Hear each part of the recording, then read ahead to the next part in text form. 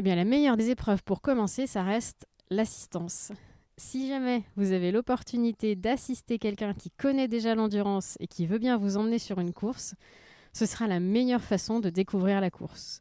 Vous allez du coup vous imprégner de l'ambiance, voir comment ça fonctionne, et tout ça sans le stress de devoir concourir, puisque vous n'êtes qu'accompagnant de quelqu'un d'autre. En plus, cette personne sera sûrement de bons conseils, donc si jamais vous avez l'opportunité, allez-y sans hésiter. Il y a deux typologies d'épreuves en endurance, les épreuves dites club et les épreuves amateurs.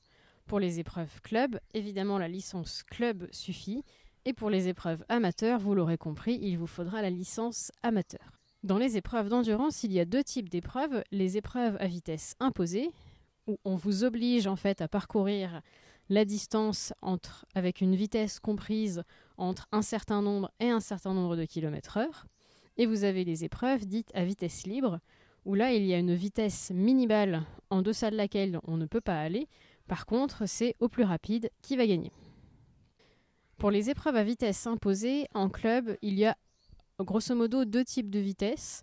Les vitesses entre 10 et 12 km/h et les épreuves avec les vitesses entre 12 et 15 km/h.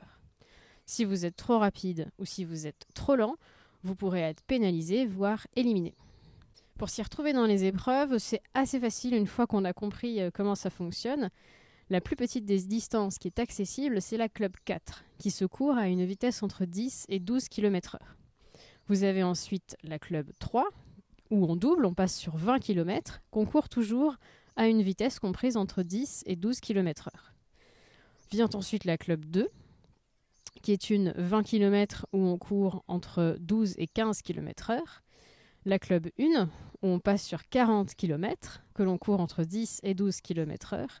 La Club Élite, qui est l'épreuve des championnats de France, qui est une 40 km qui se court entre 12 et 15 km/h. Et vous avez finalement la Club Élite Grand Prix, la Club Élite GP, qui est une 60 km que l'on court entre 12 et 15 km/h. C'est la distance la plus grande des épreuves club.